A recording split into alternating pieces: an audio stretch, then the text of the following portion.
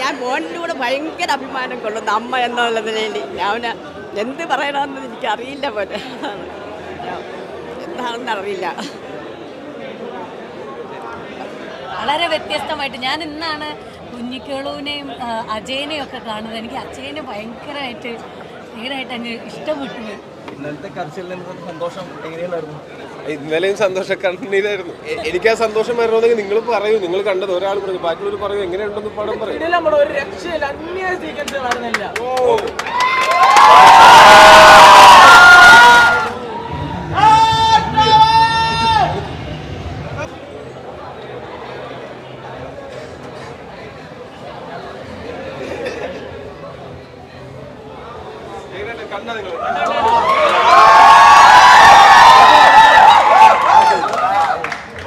എങ്ങനെയുണ്ട് പറ.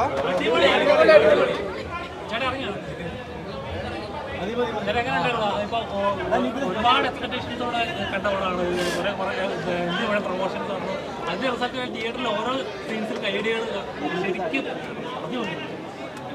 ഓരോ സീൻസിൽ കാണാൻ പറ്റും. എന്ത് പ്രഷറായിട്ട് കാണാൻ പറ്റും? അല്ല, ഞാൻ ഇപ്പോൾ 9 മണിയായിട്ടുള്ളൂ. ഞാനിതിനെ പറ്റിയിട്ട് എനിക്കും നിങ്ങൾ പറഞ്ഞാലേ അറിയുള്ളൂ. ഞാൻ ഇരുന്ന് കണ്ടിട്ട് ഞാൻ വളരെ ഇമോഷണലാണ്. പക്ഷെ ഞാൻ പറയാതെ നിങ്ങളാണ് അത് കണ്ടിട്ട് എന്നോട് പറയേണ്ടത്. നിങ്ങൾ കണ്ടതാണെങ്കിൽ എന്നോട് പറയൂ എങ്ങനെയുണ്ടെന്ന്.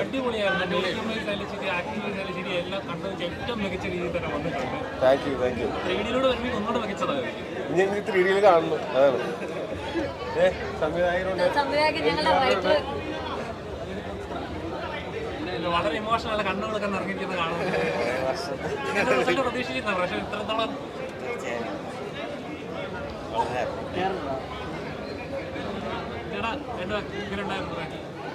ഇതാണ് ഞങ്ങൾ കുറച്ച് നാളായിട്ട് പണിയെടുത്തോണ്ടിരുന്നത്. ഞങ്ങൾ കുറച്ച് നാൾ പണിയെടുത്ത പോലെ തോന്നുന്നുണ്ടോ? ജോവിന്റെ ഒരു ആക്ഷൻ ലെവലിൽ ഒരു ആക്ഷൻ ഹീറോ എന്ന ലെവലിലേക്ക് മാറുകയാണ്. ഒരു നടൻ എന്നുള്ള നിലയിലേക്കല്ല അദ്ദേഹം മാറിയത്. ഒരു വ്യക്തി, നടൻ, കഥാപാത്രം എന്നുള്ളതിൽ മാറി. നമുക്ക് ടൊവിനോ എന്ന് പറയുന്ന ഒരാളെ മറ്റ് സിനിമകളിൽ കണ്ടതുപോലെ നമുക്ക് എവിടെയെങ്കിലും കാണാൻ പറ്റുമോ എന്നുള്ളതാണ് ചോദ്യം.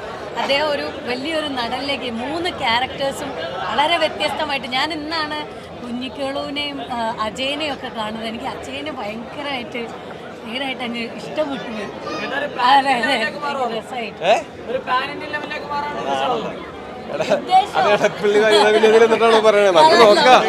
മലയാളത്തിലേക്ക് ഒരു ആക്ഷൻ നായകൻ ഒരു നടൻ, ഫ്ലെക്സിബിൾ ആയിട്ടുള്ള ഒരു നടൻ എന്നുള്ള രീതിയിലേക്കുള്ള അദ്ദേഹത്തിന്റെ യാത്ര ഇതാ അവിടുന്ന് തുടങ്ങി അല്ലേ?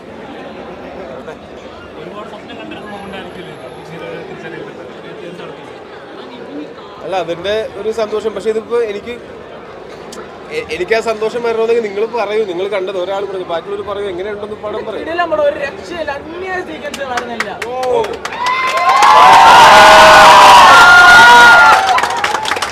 Thank you.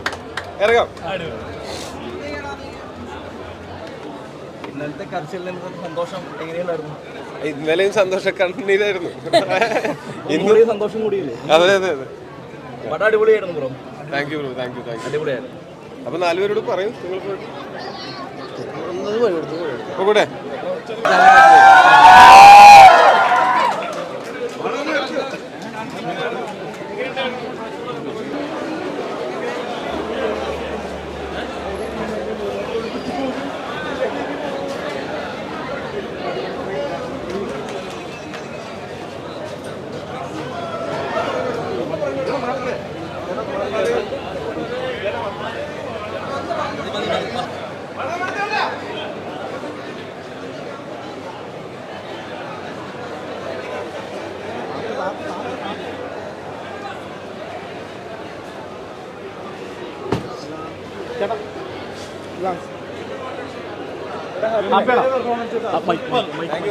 ഇപ്പൊ ഹാപ്പി.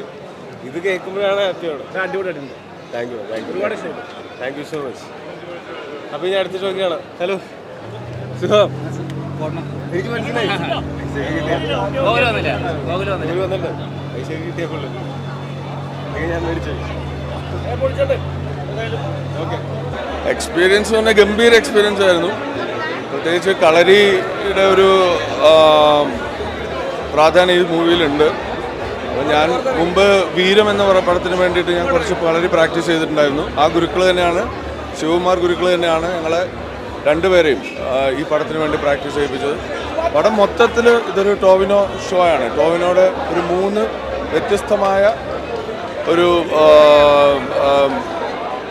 വ്യത്യസ്തമായ കഥാപാത്രങ്ങളിലൂടെ പോകുന്ന ടോവിനോ ഷോ തന്നെയാണ് ഈ മൂവി. മണിയൻ ക്യാരക്ടർ അടിപൊളിയായിരുന്നു, നല്ലതായിരുന്നു മണിയൻ്റെ ക്യാരക്ടർ. വളരെ വ്യത്യസ്തമായിട്ട് തോന്നി.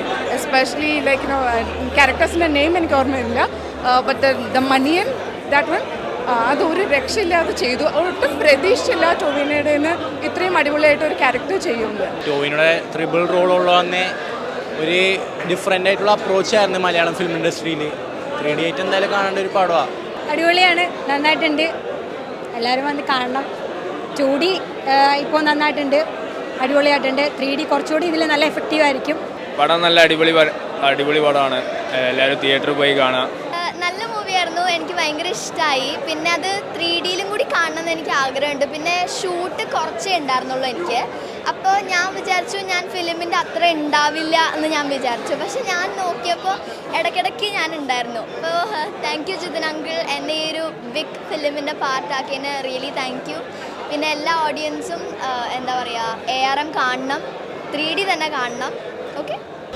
അവൾ 8 മാസം മുതൽ ചെയ്തു തുടങ്ങിയതാണ് സിനിമ. ഇപ്പോൾ ഒരു 10-20 സിനിമയായി. അപ്പോൾ അതുകൊണ്ട് തന്നെ ഈ ജിതിൻ്റെ ഈ സിനിമയിലും അവളെ കറക്റ്റായിട്ട് അവൾക്ക് ഇതിന് അനുയോജ്യമായി, കൃതി ഷെട്ടിയുടെ ചെറുപ്പകാലം ആ ഒരു കഥാപാത്രത്തിനോട് അനുയോജ്യമായ മുഖമാണെന്ന് തോന്നിയിട്ട് തന്നെ ആയിരിക്കും ജിതിൻ വിളിച്ചത്.